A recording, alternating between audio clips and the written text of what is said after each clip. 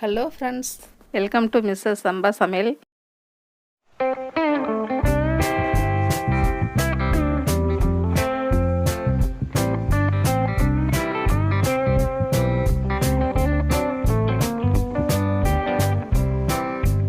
பிரியாணி எப்படி இருக்குன்னு டேஸ்ட் பண்ணி பார்த்துடலாம்.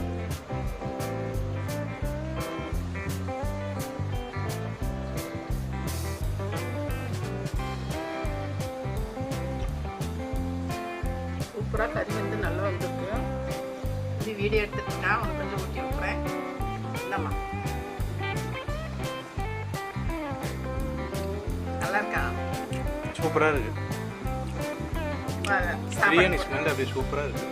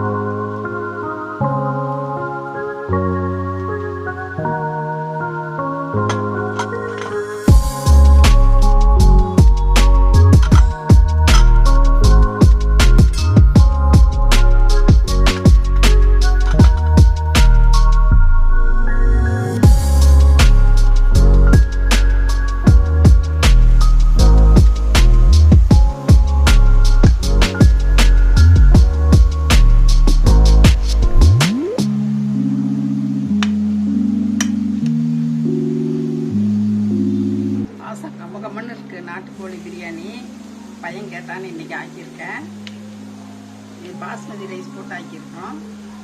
சூப்பராக இருக்குது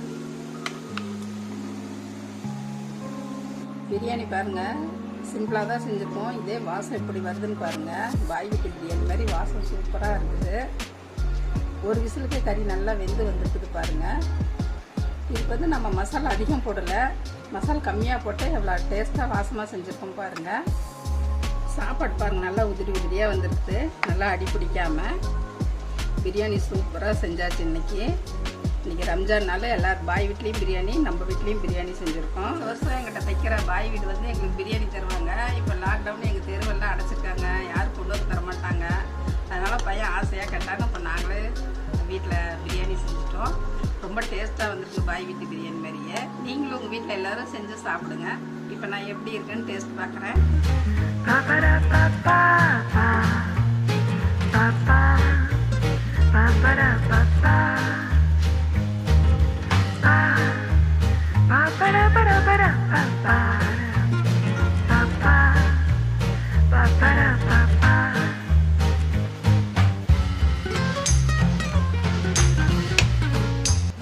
பிரியாணி எப்படி இருக்குன்னு டேஸ்ட் பண்ணி பார்த்துடலாம்.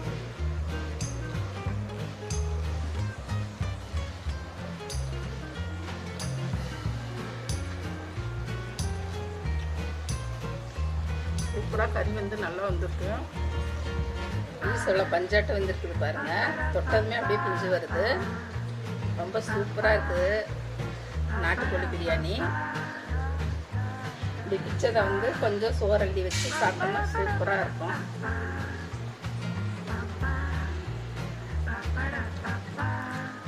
நல்லா இருக்கும், டேஸ்ட்டாக இருக்குது பிரியாணி. தம்பி வீடியோ எடுத்துட்டு இருக்கான், உனக்கு கொஞ்சம் ஊட்டி விட்டுறேன். இல்லைம்மா, நல்லா இருக்கா? சூப்பரா இருக்கு. பிரியாணி ஸ்மெல் அப்படியே சூப்பரா இருக்கு. இந்த ரெசிபி பிடிச்சதுன்னா மிஸ்டர் சம்பா சமையலுக்கு சப்ஸ்கிரைப் பண்ணுங்கள். மறக்காமல் பெல் பட்டனை கிளிக் பண்ணுங்கள். தேங்க்யூ.